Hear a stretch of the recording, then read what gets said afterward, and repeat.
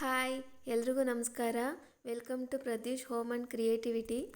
ಇವತ್ತಿನ ವಿಡಿಯೋದಲ್ಲಿ ಸಿಂಪಲ್ಲಾದ ವೆಜಿಟೇಬಲ್ ಚಪಾತಿ ರೋಲ್ ಮಾಡ್ತಾಯಿದ್ದೀನಿ. ಕಿಡ್ಸು ಫೇವ್ರೇಟ್ ಅಂತಲೇ ಹೇಳ್ಬೋದು. ಮನೇಲಿರ್ತಕ್ಕಂಥ ವೆಜಿಟೇಬಲ್ನ ಬಳಸ್ಕೊಂಡು ಈಸಿಯಾಗಿ ಮಾಡ್ಕೊಬೋದು.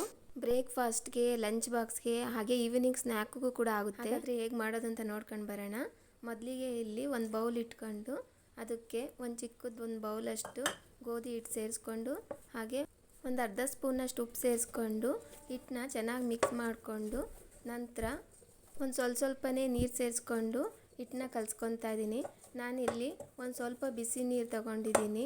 ಹಿಟ್ಟನ್ನ ಚೆನ್ನಾಗಿ ನಾದ್ಕೊಂಡು ಕಲಿಸ್ಕೊಂಡು ಒಂದು ಬೌಲ್ ಮುಚ್ಚಿ ಸೈಡಿಗೆ ಇಡ್ತಾ ಇದ್ದೀನಿ. ಒಂದು 10 ಮಿನಿಟ್ಸ್ ಬಿಡೋಣ. ಸ್ಟಫಿಂಗ್ ರೆಡಿ ಮಾಡೋದಕ್ಕೋಸ್ಕರ ನಾನಿಲ್ಲಿ ಒಂದು 1/4 ಕಪ್ನಷ್ಟು ಈರುಳ್ಳಿ, ಅರ್ಧ ಕಪ್ನಷ್ಟು ಕ್ಯಾರೆಟು, 1/4 ಕಪ್ನಷ್ಟು ಕ್ಯಾಪ್ಸಿಕಮ್ನ ಸಣ್ಣದಾಗಿ ಹೆಚ್ಕೊಂಡಿದ್ದೀನಿ. ಹಾಗೆ ಒಂದು 1/4 ಕಪ್ ಆಗೋವಷ್ಟು ಆಲೂಗಡ್ಡೆನ ತುರಿದಿಟ್ಕೊಂಡಿದ್ದೀನಿ. ಇದ್ರ ಜೊತೆಗೆ ನೀವು ಕ್ಯಾಬೇಜು ಸಹ ಸೇರಿಸ್ಕೊಬೋದು. ನೆಕ್ಸ್ಟು ಒಂದು ಕಡಾಯಿ ಇಟ್ಕೊಂಡು ಅದಕ್ಕೆ ನಾನಿಲ್ಲಿ ಒಂದು 2 ಸ್ಪೂನ್ ಆಗೋವಷ್ಟು ಆಯಿಲ್ ಹಾಕ್ಕೊಂಡಿದ್ದೀನಿ. ಆಯಿಲ್ ಸ್ವಲ್ಪ ಬಿಸಿ ಆದಮೇಲೆ ಒಂದು ಸ್ಪೂನಷ್ಟು ಜೀರಿಗೆ ಸೇರಿಸ್ಕೊಂಡು, ಜೀರಿಗೆ ಸಿಡಿದ ನಂತರ ಒಂದು ಸ್ಪೂನಷ್ಟು ಶುಂಠಿನ ತುರಿದ್ಬಿಟ್ಟು ಸೇರಿಸ್ಕೊತಾ ಇದ್ದೀನಿ. ಅದನ್ನು ಸ್ವಲ್ಪ ಫ್ರೈ ಮಾಡಿಕೊಂಡು ಹೆಚ್ಚಿಟ್ಕೊಂಡಿರ್ತಕ್ಕಂಥ ಈರುಳ್ಳಿ ಸಹ ಸೇರಿಸ್ಕೊಂಡು ಫ್ರೈ ಮಾಡ್ಕೊತಾ ಇದ್ದೀನಿ. ಒಂದು ಸ್ವಲ್ಪ ಫ್ರೈ ಆಗಬೇಕು, ತುಂಬ ಆಗೋದು ಬೇಡ.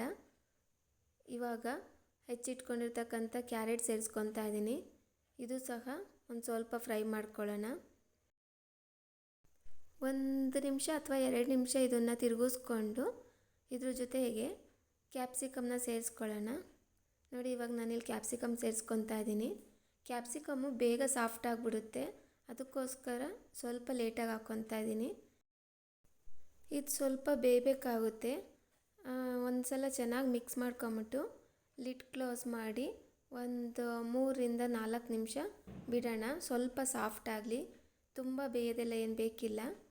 ನೋಡಿ, ಇವಾಗ ಲಿಡ್ ಓಪನ್ ಮಾಡಿ ಇನ್ನೊಂದು ಸಲ ಚೆನ್ನಾಗಿ ಮಿಕ್ಸ್ ಮಾಡ್ಕೊತಾ ಇದ್ದೀನಿ. ಇವಾಗ ಸ್ವಲ್ಪ ಸಾಫ್ಟ್ ಆಗಿದೆ. ಈ ಟೈಮ್ನಲ್ಲಿ ತುರಿದಿಟ್ಕೊಂಡಿರ್ತಕ್ಕಂಥ ಆಲೂಗಡ್ಡೆ ಸೇರಿಸ್ಕೊತಾ ಇದ್ದೀನಿ.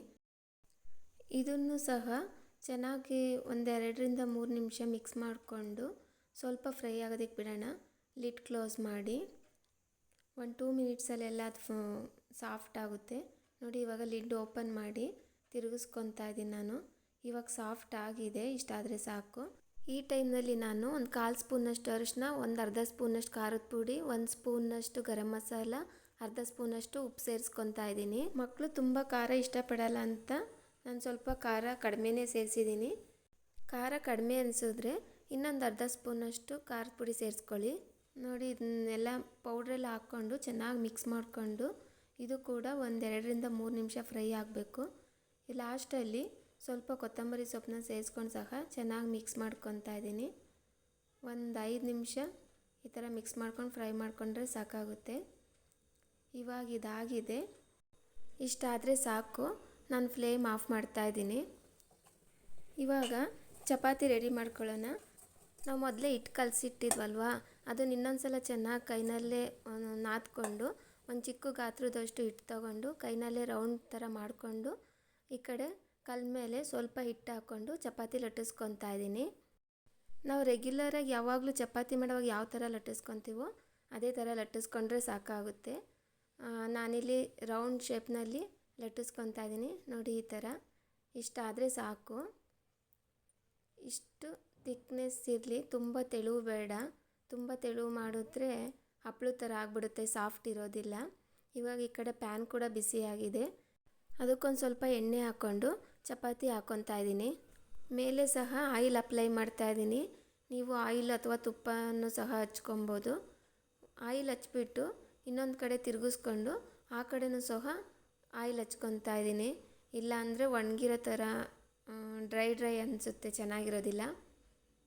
2 ಸೈಡು ಎಣ್ಣೆ ಹಚ್ಕೊಂಡು ಚೆನ್ನಾಗಿ ಬೇಯಿಸ್ಕೊಬೇಕಾಗುತ್ತೆ ಚಪಾತಿನ. ಈಗಿದಾಗಿದೆ, ಇದನ್ನು ತೆಕ್ಕೊಂಡು ಮೊದಲಿಗೆ ನಾನಿಲ್ಲಿ 2 ಸ್ಪೂನಷ್ಟು ಟೊಮೆಟೊ ಸಾಸ್ ತಗೊಂಡು ಚಪಾತಿ ಪೂರ್ತಿ ಹಚ್ಕೊತಾ ಇದ್ದೀನಿ. ಮಕ್ಕಳಿಗೆ ಸಾಸು, ಜಾಮು ಈ ಥರದ್ದೆಲ್ಲ ತುಂಬ ಇಷ್ಟ ಆಗುತ್ತಲ್ವ, ಅದಕ್ಕೋಸ್ಕರ ಇಲ್ಲಿ ಫಸ್ಟ್ಗೆ ಸಾಸೆಲ್ಲ ಅಪ್ಲೈ ಮಾಡ್ಕೊಂಡಿದ್ದೀನಿ.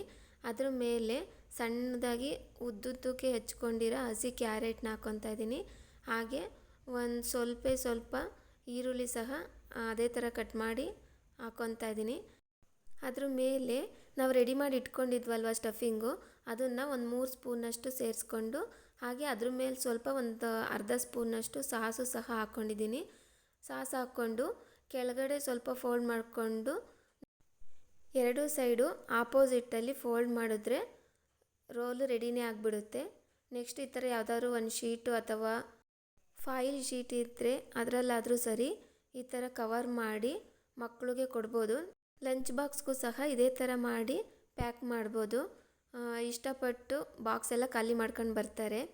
ನಿಮಗೂ ಈ ರೆಸಿಪಿ ಇಷ್ಟ ಆಗಿದ್ದರೆ ನೀವು ಒಂದು ಸಲ ಟ್ರೈ ಮಾಡಿ. ಹಾಗೆ ವಿಡಿಯೋಗೊಂದು ಲೈಕ್ ಮಾಡಿ, ಸಬ್ಸ್ಕ್ರೈಬ್ ಮಾಡಿ please. Thank you for watching.